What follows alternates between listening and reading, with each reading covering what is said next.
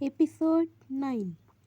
जैसे ही नियति बाथरूम में जाकर अपने सारे कपड़े निकालकर खुद को शीशे में देखती है तो उसकी आंखों से आंसू बहने लगते हैं और उसे पिछले 15 दिनों की सारी कड़वी बातें याद आने लगती हैं, जिसे याद करके उसके आंखों से आंसू बहने लगते हैं और वो अपने शरीर में बने दांतों के नाखूनों के निशानों को, जो अब तक काले और नीले हो चुके थे, उन्हें देखकर रोते हुए बोली, क्यों किया तुमने हमारे साथ ऐसा? क्यों? मैंने तो बस तुम पर हाथ उठाया था, तो तुम भी मुझ पर हाथ उठाकर अपना बदला मुझसे ले सकते थे, मगर नहीं, तुमने अपना बदला लेने के लिए मेरी जिंदगी खराब कर दी, मुझे पूरी तरह से बर्बाद करके रख दिया।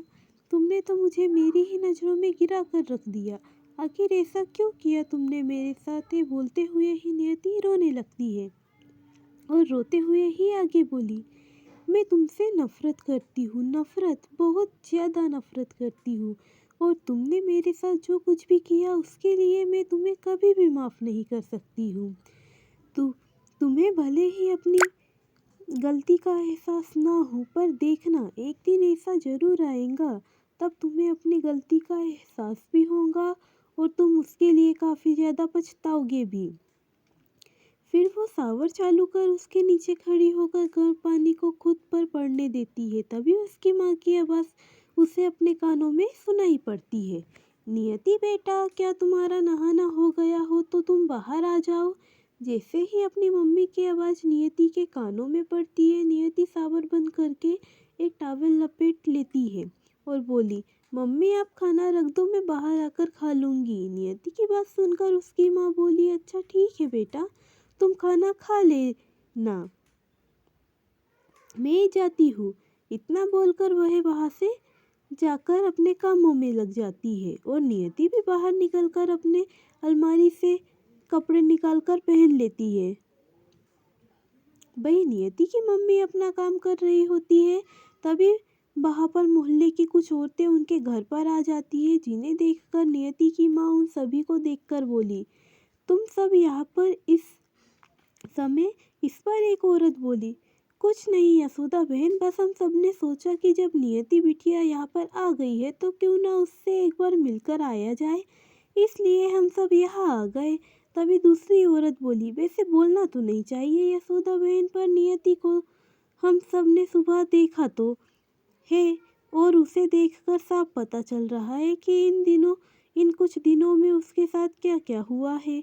अगर तुम पहले ही अपनी बेटी पर लगाम लगा कर रखी होती तो आज तुम्हें दिन तो नहीं देखना पड़ता। इतना बोलकर वो शांत हो जाती है। तभी एक और औरत बोली, यशोदा बुरा मत मानना, कड़वी बात है मगर सच्ची बात है, तुम ना एक बार नियति को हॉस्पिटल लेकर चली जाओ और उसे चेक करवा के ले आओ। क्या पता इतने दिनों तक एक लड़के के साथ रहकर आई है, कहीं कोई बच्चा वगैरह रह गया हो तो फिर दिक्कत वाली बात हो जाएगी।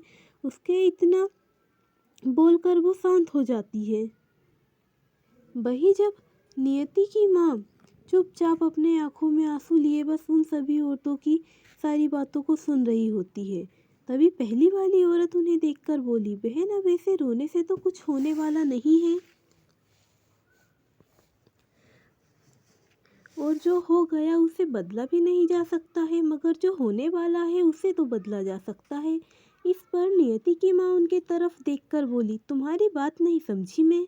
इस पर वो औरत बोली, बहन मैं तो बस नियति की भलाई के लिए ही बोल रही हूँ, ताकि उसकी ज़िंदगी अभी भी संवर सके। अब सबको ही पता है नियति के साथ जो भी हुआ वो अच्छा नहीं हुआ, पर फिर भी अब नियति को कोई अच्छा लड़का मिलना तो बहुत ही मुश्किल की बात है, और कोई अच्छा लड़का उससे शादी करने को तैयार हो, कोई भी अच्छा लड़का उससे शादी करने को तैयार तो होगा नहीं, पर फिर भी मेरे पते में कुछ रिश्ते हैं जिनमें से शायद किसी के साथ नियति की बात बन जाए और जो नियति को अपना सके और उससे शादी कर ले। उस औरत की बात सुनकर नियति की माँ बोली, पर नियति तो अभी 18 की ही है और इतनी जल्दी उसकी शादी कराना ठीक होगा। इस पर दूसरी औरत बोली, क्यों ठीक नहीं रहेगा बहन, अभी ज़्यादा देर नहीं हुई है, अभी ही तुम नियति को किसी लड़के के साथ शादी करवा दो तो सही रहेगा, वरना पता नहीं फिर उसकी शादी हो भी पाएगी या नहीं। उसकी बात पर नियति की माँ सोच में पड़ जाती है। वही थोड़ी दूरी पर खड़ी नियति उन सभी की बातों को चुपचाप सुने जा रही होती है और अपनी शादी की बात सुनकर उसकी आंखों में आंसू आ जाते हैं और वो अपनी मम्मी के पास आकर बोली, पर मम्मी मुझे अभी शादी नहीं करनी है, अभी मुझे पढ़ाई करनी है। नियति की बात सुनकर एक औरत बोली, नियति बेटा तुम ना अब अपनी माँ की किसी भी बात को ना बोलना छोड़ दो, क्योंकि आज जो भी तुम्हारी हालत है ना वो तुम्हारे अपने ही कारण है। तुम खुद अपनी इस हालत की जिम्मेदार हो और हम सब कोई तुम्हारे दुश्मन तो नहीं है जो तुम्हारे लिए कुछ भी बुरा सोचेंगे। हम सब तुम्हारे भले के लिए ही बोल रहे हैं। वैसे भी अब तुमसे कोई भी भला या इज्जतदार लड़का शादी तो करने वाला नहीं है।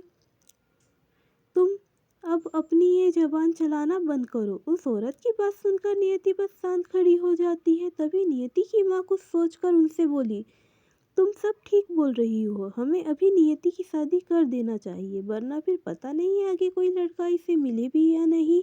इस पर वो औरत बोली, मैं शाम तक ही तुम्हें कुछ लड़कों के बारे में बताती हूँ। इतना बोलकर वो सभी वहाँ से निकल जाती है। वही नियति भी अपनी आंखों में आंसू लिए वहाँ से अपने कमरे में चली जाती है।